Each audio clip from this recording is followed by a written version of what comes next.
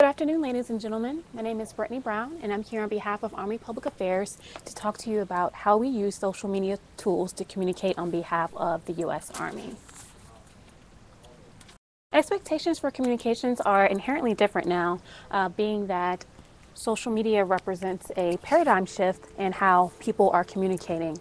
Now, people would like to receive news and information on the go. A lot of them are accessing sites and accessing social media platforms using their mobile handheld devices, which means that they want content that they're able to share, comment on, and they also want to make sure that government agencies and other organizations are transparent, that they're genuine, and that they're authentic when they're using these social media platforms. And if you aren't authentic and transparent and genuine when you're using these platforms, people will simply call you out on it. Right now, there's a decline in newspaper readership, and people are getting news and information again, talking about things as they happen, including timely events. So the Olympics, yesterday we had a soldier who won the gold medal for the second time. People were talking about that and using social media to send congratulatory wishes to him, to his family members on sites such as Twitter and Facebook. So by the time that we got something posted on Army.mil, our website, in the evening, conversation had moved on to the gymnastics events that were going on, and people were talking about the 5-5. So again, the expectations for communications are different now. People are relying on these social media sites to get news and information in a timely fashion. Now, it's important to note that even though the Army uses social media, all of the military services are using social media, is that we aren't here to sell you on social media. So, we don't get any kind of kickbacks or anything like that by convincing people to use social media. In fact, I'm a big proponent of telling people and educating people and letting them know that social media is not for everyone. I don't believe that every organization should have a social media presence. But social media, at a minimum, is definitely a good way to monitor what's being said about your organization or about your leaders. Because conversations are happening using social media platforms, whether you're there or not. So for instance, this morning there were several news stories related to Army medicine. They were posted by Seattle Times, the News Tribune, AP. Some of them actually quoted the Surgeon General. They were talking about PTSD evaluations, so on and so forth. All of these conversations are happening. These traditional media outlets and also news representatives are using social media to share news and information about you, about your organization, about your leaders, and you may not know it. So at a minimum, we do encourage people to use these tools as listening devices. Now, when it comes to the Army and the Army's use of social media, exactly why are we doing it? When I talk about the Army using social media, why would Army be using Facebook and Twitter and Google Plus and things like that? When it comes to our mission, essentially, we use these tools not only to communicate on behalf of the Army, because we are part of Army Public Affairs, but also we use these tools as a way to educate our publics, including soldiers, civilians, contractors, and also Army families about the appropriate use of using these social networking sites. So we don't want to bar anyone from using them because we realize it's the way to go. It's how people are communicating now. But if they do choose to use these social media sites, we want to make sure that they know the right way to go about it. We want to present to them what right looks like. So that means not talking bad about your commanders, because there's that thing called UCMJ. That means, of course, not putting any information, sensitive information out there. Not only things that can be categorized as OPSEC violations, but sometimes there's information that's just sensitive information, or in the case of the medical field, PII, that shouldn't necessarily be shared on social media platforms. This slide depicts all of the online and social media platforms that the Army is currently using. As I mentioned before, I'm here on behalf of the Army's online and social media division.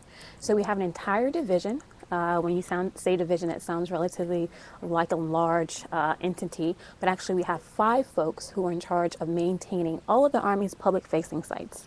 So that includes Army.mil, the Army's official website, and also all of our social media platforms that we're using, which include Facebook, Twitter, YouTube, Flickr, Pinterest, Google Plus, so on and so forth. So I'll talk a little bit about all of these different platforms.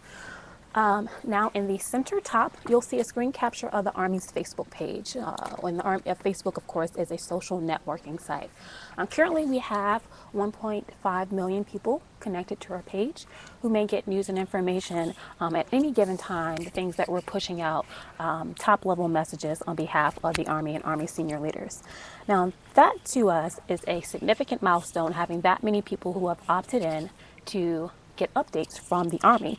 Because if you look at the daily circulation of major print newspapers, such as the Chicago Tribune, Washington Post, and others, we essentially have more people looking at our Facebook page than those papers combined. And that's powerful once you put it in that context.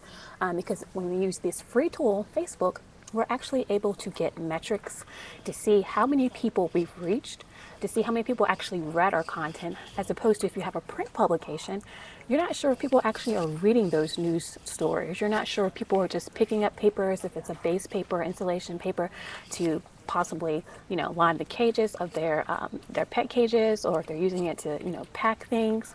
But we have some organic tools, some free tools that Facebook gives us that we can use that provide those metrics to our senior leaders who are very much interested in the people who are receiving our news and information. The bottom center, of course, we have Army.mil. And Army.mil essentially is the epicenter of everything that we have. That is the official Army website. And of course, that's where a lot of our news and information comes from.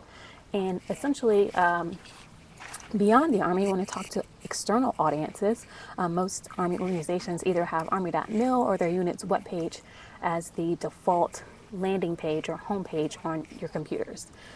So if I'm not in the Army, if I don't have any type of affiliation or affinity for the Army, I'm probably not going to go to Army.mil. So that's where the social media part comes in, because a lot of the content that we're pushing out on Facebook, Twitter, and other sites actually link back to Army.mil. So we're providing people with that news and information and the sites that they are actually browsing. Now, when it comes to Army Live is in the top right corner. That is the Army's official blog. And you can think of this as a modern day commander's corner. So we actually get regular scheduled blog submissions from the Chief of Staff of the Army. So he's talking about top level issues that matter to him. Of course, these are vetted through his team and they are essentially in his own words. But again, when he shares that information, we're going to make sure that it's personable, that it's authentic. So in his first blog post, he talked about his father's service. He actually had a photo of his father. He talks about his son's service. So all of that information that you wouldn't necessarily put in a print news story, he's sharing those personal reflections on the Army's blog.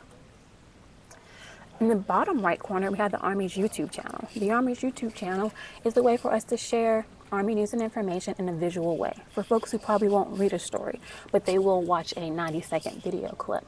Another great advantage to the Army using YouTube is that YouTube is essentially connected to Yahoo. So when folks are browsing search engines, if we have tagged our content properly on YouTube, we tagged it with words such as soldiers, training, U.S. Army, military operations, people searching for those keywords in Yahoo or Google will come across that content before they'll come across some content that may not paint the Army in a positive light. So we rather folks come across our content first if they're searching for certain terms. And YouTube allows us to do that because it has great search engine optimization. Now at the bottom left-hand corner, you'll see a screenshot of the Army's Flickr page. Now Flickr is a photo sharing site, and essentially we post 3 to 5 photos every day of Army missions, making sure we have a good balance between forward deployed soldiers, soldiers who are in garrisons, also civilians, and just a mixture of all the different missions we have going on. So beyond just combat operations, some of the civil works projects and some of the environmental projects that the U.S. Army Corps of Engineers has going on, you'll see a wide range of photos on the Army's photo stream. In the top right corner, you'll see a screenshot of the Army's Twitter page. Now, Twitter is a microblogging service where we post really short updates that are 140 characters in length. And we have nearly 160,000 people connected to the Army's Twitter page. And for us, this is a great tool, especially when it comes to that monitoring that I was talking about before, because a lot of news outlets and news organizations use Twitter. So they'll tweet things saying, "This is Stars and Stripes. We have a 2-part series about bad leadership in the Army." And they're tweeting things like that because they're teasing up their content. They want their followers to come back and make sure that they're seeing all the things that they're doing. And for us, we can use that as a listening tool to provide our senior leaders with visibility on things that people are saying about the Army. And that example that I just excited about, Stars and Stripes having a series on bad leadership in the Army, is something that really happened and something that we saw first on Twitter. So we were able to send that to our media relations folks, and they had a heads up about that, so they could, of course, brief the general officer at Army Public Affairs and let him know so he wasn't blindsided when that news came out. Again, you'll see the mobile device there because we actually have a mobile app for Army.mil. We are definitely trying to make some improvements with that mobile app. Right now, it's an iPhone app, but we also like to make all of our content mobile accessible, have less clicks as possible for folks to. Sorry, I will talk a little louder, seeing the conversation in the sidebar now. But we will try our best to make our content mobile accessible and to also deploy mobile resources for other phones other than iPhones, of course, Androids, for BlackBerry users, so on and so forth. I failed to mention Stand2, which is on the right-hand side in the middle, and that is a daily email that goes out that talks about exercises, talks about some of the senior leader messages that are going on across the Army, and we have about 13,000 subscribers for that. So I see a question about YouTube and whether that's authorized. We can answer that towards the end. I'm not sure on Metcom's specific policy on YouTube. But I will say that it has been approved as a site that can be used by government organizations. But of course, your organization has the final say, your commander, about whether or not you have access to that. Is everyone able to hear me okay?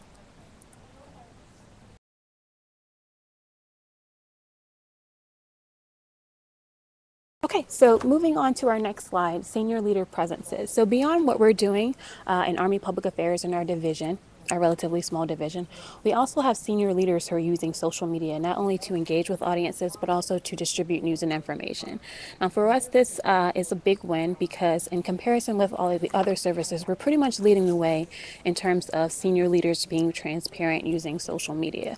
It's one thing to have a memorandum signed by a senior leader saying, I authorize the use of social media, but to actually have them do it and have their deeds match their words really means a lot and brings some validity to what we're doing in our division.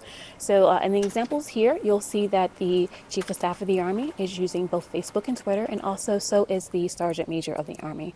One instance that I like to cite that was talked about a lot was that Sergeant Major Chandler actually used his Facebook page to get feedback from users about the Army combat uniform. So he briefly asked soldiers, I have this Army uniform board that I'm attending and participating on at the Pentagon.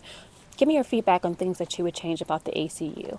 And they were very candid in providing him with feedback about the ACU. And eventually, they got rid of the beret as the standard headgear for ACU. And so that was something that soldiers were really excited about.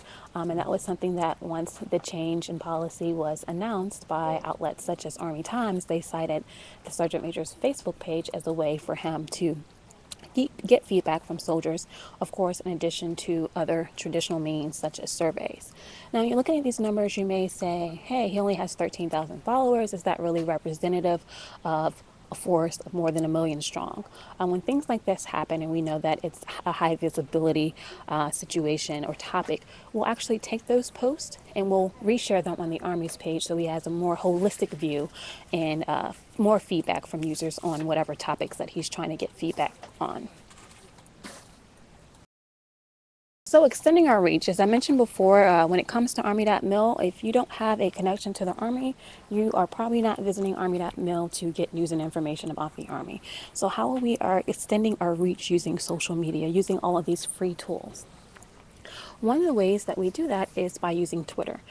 Just by nature of the way that the site is set up, there are various tactics that you can deploy to extend your reach. So in this particular instance, during Hurricane Irene, which took place along the eastern seaboard, within a couple weeks of us also having a hurricane here in DC, earthquake here in DC, Folks were really concerned about what's going on with this adverse weather that we're receiving. So during Hurricane Irene, a lot of folks were in tune to social media. I was in tune to social media on a professional side to see if any National Guard units would be activated. So I saw that the Old Guard posted a photo of soldiers at the Tomb of the Unknowns. I took that photo from their Facebook page and I sent a tweet. And again, a tweet is 140 character limit update. So it took me less than 2 minutes. It's basically equivalent to sending a text message to someone. And in this tweet, I made sure to use Pound Irene, which is a hashtag on Twitter. And because I used Pound Irene, I'm basically inserting myself in that conversation about Irene. So all of the folks on the East Coast who were on Twitter seeing what was going on with the weather, if there were any down power lines, if there were any power outages, if there were any down trees, all of those folks were using their mobile devices, again, whether they had electricity or not, to monitor the situation and see what was going on. So all of those folks who were on Twitter looking out for the news in Irene saw this photo. So beyond ordinary users seeing this, we actually had traditional news outlets who picked this up, including ABC and Fox News. And so they were able to cover this positive news story for the Army without deploying any resources of their own. They didn't have to have a news crew go out to Arlington National Cemetery. They didn't have to coordinate with a public affairs officer to get access and coordinate with security, so on and so forth. They literally took those photos that were shared on Facebook and shared on Twitter and drafted a story, a positive news story about the Army, about the soldiers that work at Arlington National Cemetery, the soldiers that have been doing this for decades. And this, again, was a big news story in a way for us to extend our reach by simply sending a 2-minute tweet. This is an example that we say all the time in terms of extending our reach. The use of hashtags on Twitter is really, really powerful when you're trying to reach non-traditional audiences, and also making sure that you tag folks in your message. Here's another example where social media worked out really well for us in terms of being very transparent. In this particular instance, there was a recent shooting at Fort Bragg on the end of June. And Fort Bragg established themselves as the official source of information. So much misinformation was actually being shared on social media sites that they were constantly posting updates to let folks know what was going on. And you can see here some of the natural progression of updates as more news and information was available. The first of which they shared that they were responding to a shooting incident. More details will become available. Another update, just reminding people, if you think you know what happened, don't publicize that until it has been confirmed, just out of respect for the families. So again, that goes back to that education portion and using social media responsibly. Let's not use social media to start rumors. Also, they let folks know when they were about to conduct an official press conference, and they actually took that press conference video and hosted it on Vimeo, a video sharing site, in addition to making sure that it was broadcast via satellite to all of those traditional media outlets. Now, in the bottom right corner, you'll see a tweet that I screen captured from Drew Brooks, who is a military reporter in Fayetteville, North Carolina. Now, Drew Brooks has been embedded in Kuwait and Iraq, and he recently returned from Afghanistan. So he's really in tune to what's going on in the military, and he's always posting updates, always trying to get a scoop, always trying to stay ahead and post news and information in a timely manner. So he actually, as you'll see in this tweet, he said, "I'm hearing contradicting reports on the shooting, but no indication that a sniper is loose on base." In none of the posts on Fort Bragg's official social media pages was there ever a mention of a sniper. And in fact, a sniper was not involved. But again, that shows how fast news can travel. The last thing that I like to point out in Drew Brooks in his tweet is he's saying that Fort Bragg is not locked down per officials, because someone asked Fort Bragg on their Facebook page, "Is Fort Bragg locked down?" And they said, "No, Fort Bragg is not locked down," to that individual users. And then they also posted that update for everyone on their page to see as well. So this goes to show that social media can be used for good, to of course be transparent to provide timely updates, but also there's some potential dangers in using social media in the fact that rumors can be spread.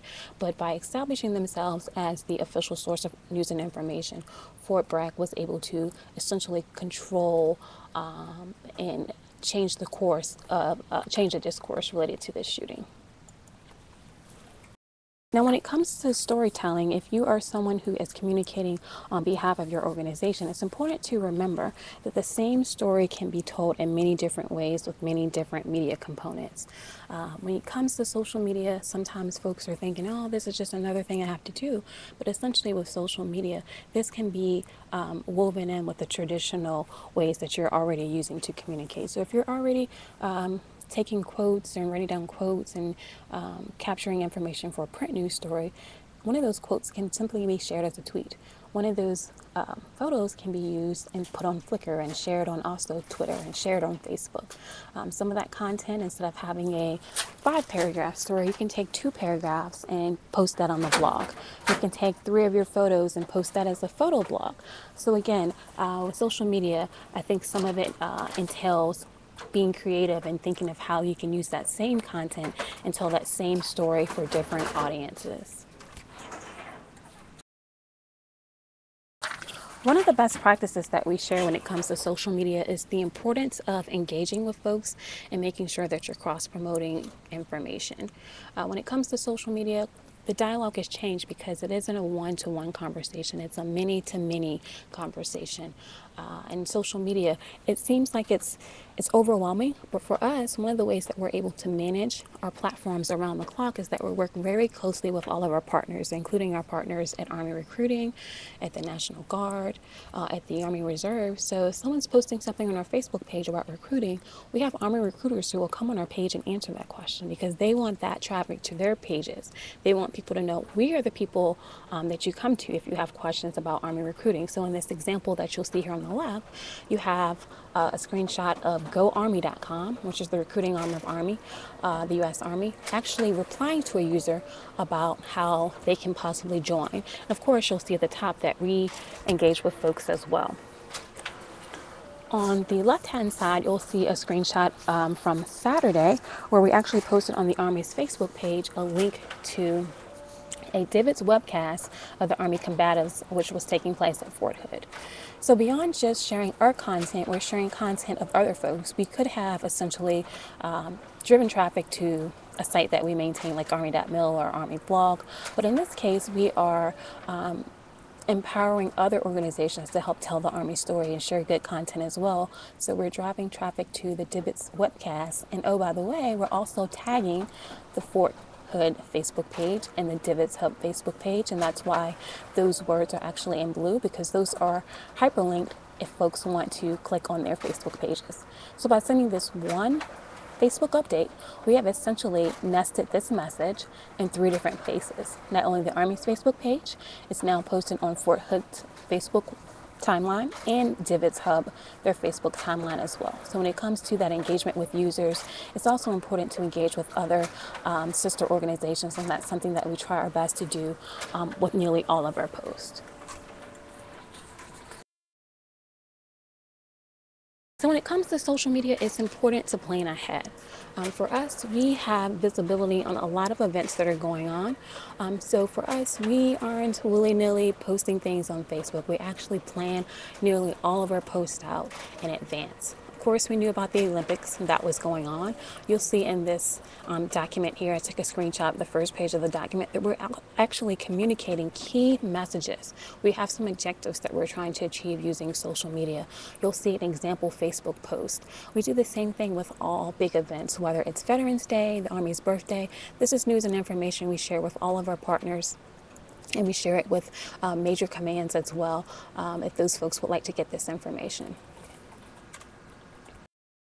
In this screenshot, you'll see the words are really small because there's a lot of information in one dashboard. But this is an example of how we plan out our post a week in advance. So every Friday, I send out this Word document that has all of our posts. Now, again, social media is timely, as I mentioned. So how do we balance that? Essentially, what I do is that I'll identify major themes. I'll draft some posts for that. I'll identify things that we're going to link to, pages to tag. And then the day of, if something more timely is available, we'll actually link to that. So we, make plans and then we adjust fire as needed. So for instance, let's look at yesterday, Tuesday, July 31st. We let folks know that it was when the Transportation Corps was established. So yesterday, we would have never known that we're going to have a soldier win the gold in the Olympics for his second time. That was something that, of course, when that news broke, we saw it on social media.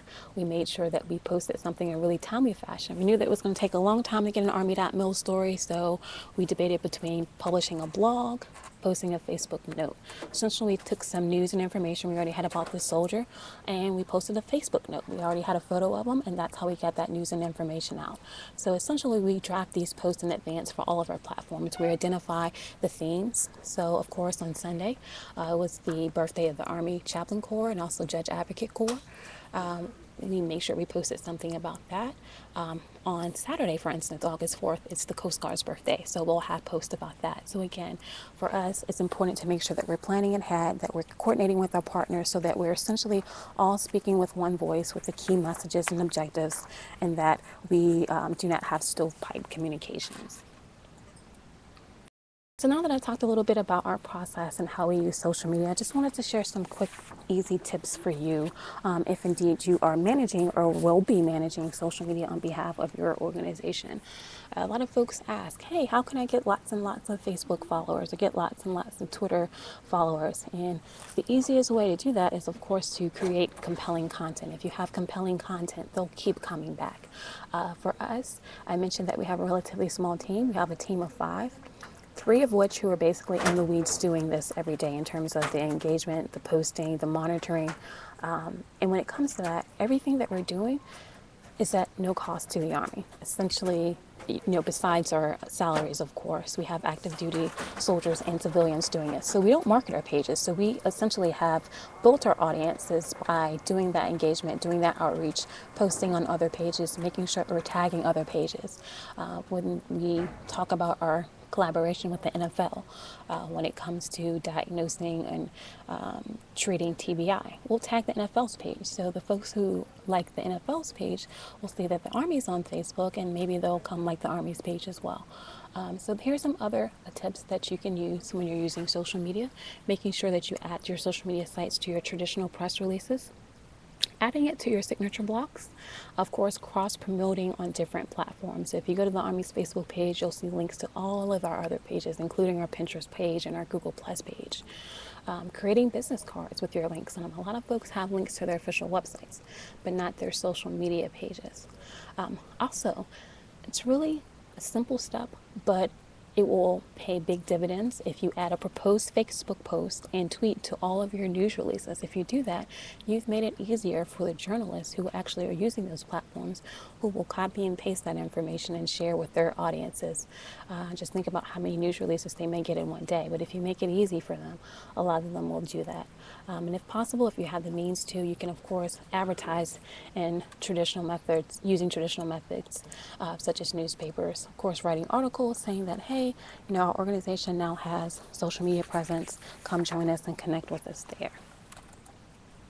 So when it comes to using social media, there is some mandatory training that is out there in accordance with an ALARAC that was released by the Army OPSEC officer. OPSEC training level 1 and level 2 is required for all admins of official pages. And also DISA has some really great social networking training that we recommend as well.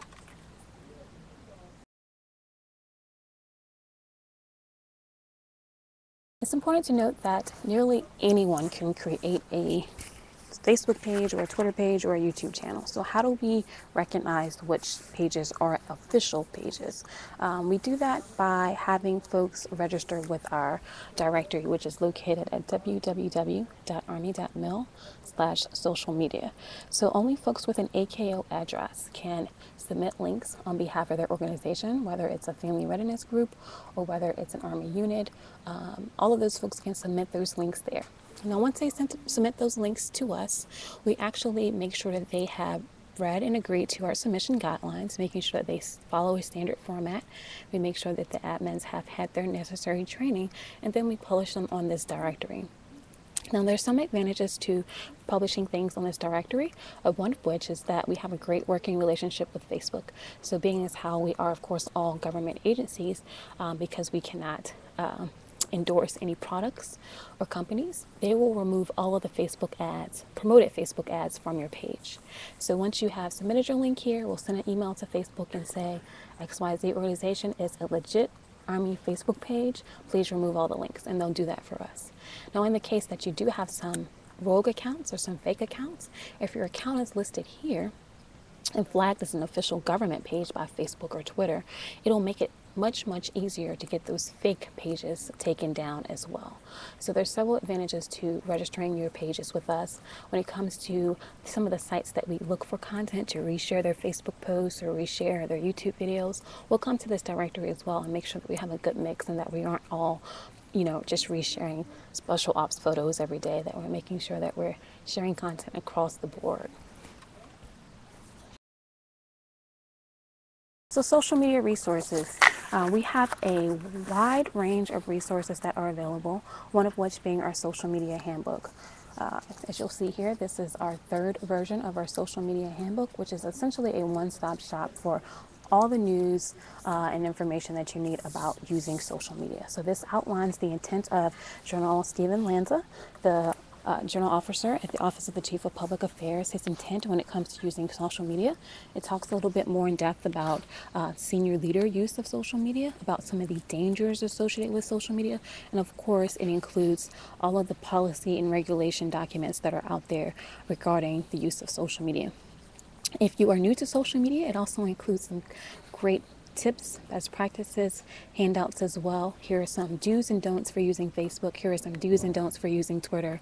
So I encourage all of you to go to slideshare.net/US Army social media to look at our latest version of our handbook.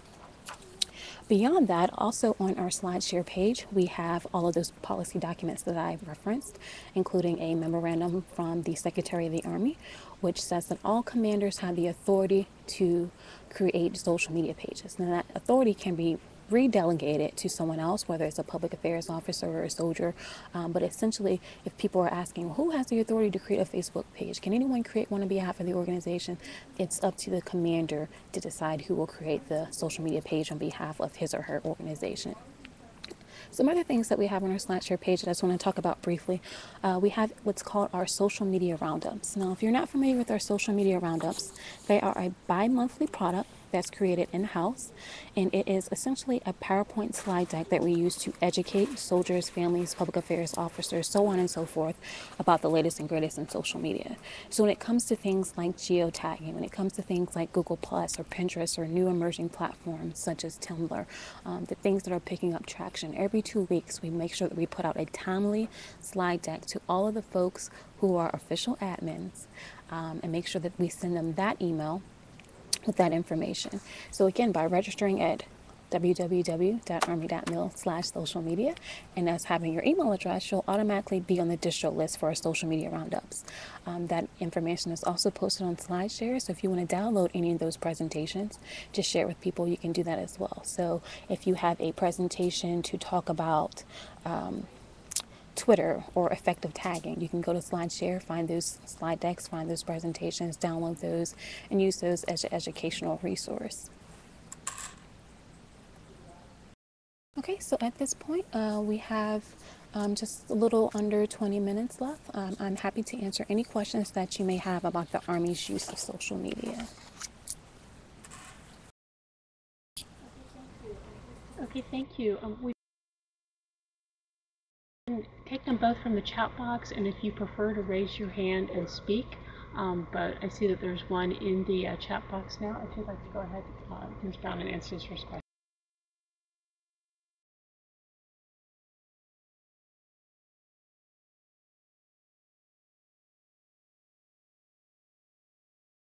The YouTube policy one, is it the first one? Okay, so the first question that I see, I believe it's the first question, is regarding the use of a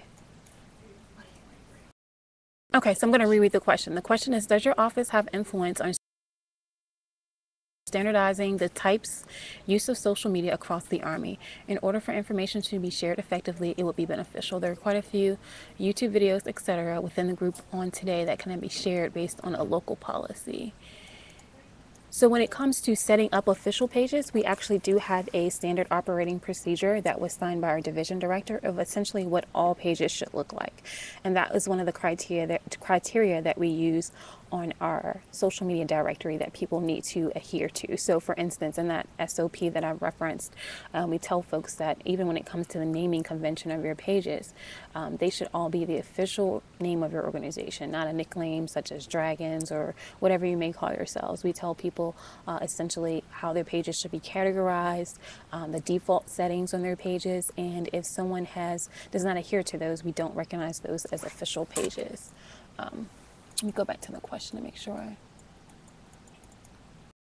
Now, when it comes to the content, essentially, it references YouTube videos in the local policy. I'm not sure what local policy you're referring to, but when it comes to the content, we don't have any strict policy or SOP in terms of the content that they share. We do have those best practices located on our SlideShare page that tell people essentially what a good YouTube video looks like, how a tweet should be, what a tweet should look like. But when it comes to that, since we aren't the folks actually creating that content, we can't really dictate that. So again, I will refer to those if you're looking for an official reference. I will refer to on our SlideShare page the standard operating procedure. It's one of the documents. It's listed on the documents in our SlideShare.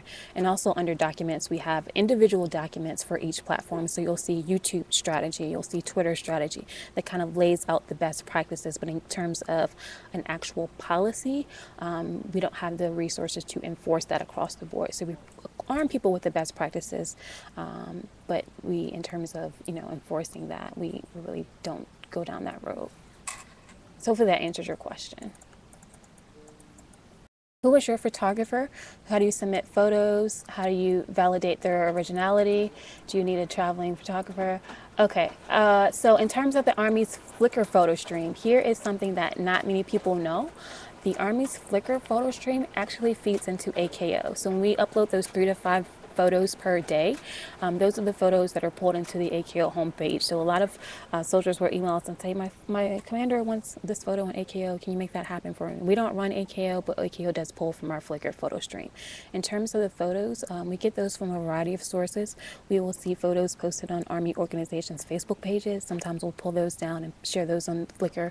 We also take email subscriptions email submissions from our general email address, and we of course make sure that all of those were taken by either an Army or DoD photographer. So beyond the things that people are submitting to us, we'll go to defense.gov and look at their top news stories. So if you compare defense.gov, their top photo stories, you'll see that most of those are the ones that we post on Flickr, and then we also look at divots as well. So you'll see that they pretty much mirror each other. If you go to defense.gov and look at all those photos, they'll have photos representing all of the branches, of course, but all of the Army specific ones are ones that, of course, we pull on the Army's Flickr photo stream.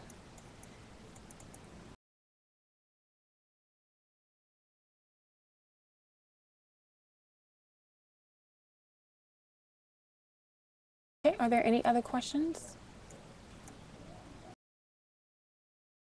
And in terms of a traveling photographer, we do not have a traveling photographer.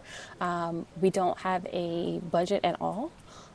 So everything that we do, of course, is things that we do being creative. So we don't have a traveling budget. We rely on the content that soldiers are taking, public affairs officers are taking. So one thing that I may have neglected to mention is that we are not the content producers. We essentially operate as content aggregators. So we're always scouring all of those different sites, whether it's defense.gov or Divots, of course, Army.mil, and of course, the official Facebook and Twitter and YouTube pages of Army organizations to find their content and share it, because who better to tell those stories than the public affairs officers and the SMEs who know the information best. If I was to write a story, if it was something on USACE, I used to work for the Army Corps of Engineers, I would know it well enough to tell a good story. But beyond that, telling stories downrange, the folks who are there in the fight can best tell those stories. Okay, so moving up to some more questions. Do we have the authority or ability to close accounts? For instance, there's a Facebook page that supposedly represents an Army facility. So when it comes to shutting down pages, we do not have that authority, but we do have a great working relationship with Facebook, and Facebook will work with us in most instances. So as an example, if there are 2 pages for the 101st Airborne Division, the person didn't get around to registering that page. One of them says it's the official page.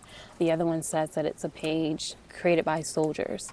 The page that's created by soldiers, that isn't maintained by public affairs, isn't in violation of Facebook policy. The Facebook policy said that if it is purporting to be the official page, then they will take it down. But if they're not purporting to be the official page, then Facebook will not take it down.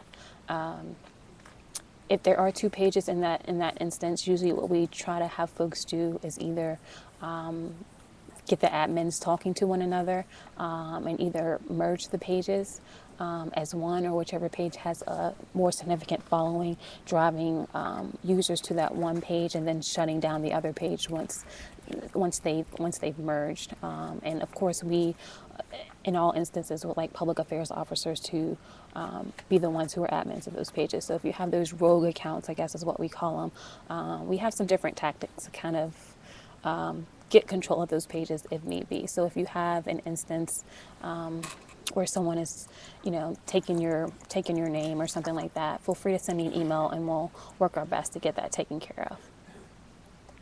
Another question, do you have the SOP handy that you could provide us? I can either send an email with a link to that. I do have it in electrons if you need it. I guess I will send that to the event host, Ms. Humphrey, so she can get that to everyone. But again, that information is posted on that SlideShare link. Okay, that's the second part of that question, but it's not registered on our site. Okay, so I think I answered that question about the rogue pages. Are there any more questions? We have about 7 more minutes.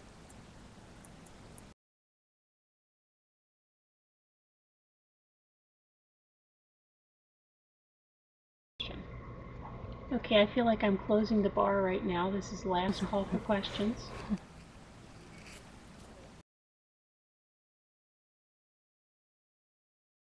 Anybody? Okay, please stay with us right now. I'm going to put the attendance pod up, and I am also going to ask the 5 brief questions that I'm going to try to put on the screen as quickly as I can. We're a few minutes ahead of schedule. I promise getting into the next meeting early is not going to get you anywhere. It won't start until on time. Again, thank you for bearing with us with any kind of audio or technical details we've had, and thank you very much for Ms. Brown for presenting today. As you can see, she has posted her contact information up there, along with a colorful card, which I would love to be able to mimic. Also, don't forget that you do have the ability with your emoticons, if you would like to either laugh, applaud, or check, or X. She is still watching on the screen. You are welcome to put that in your attendee list pod. I'm going to stop the recording and then ask the questions.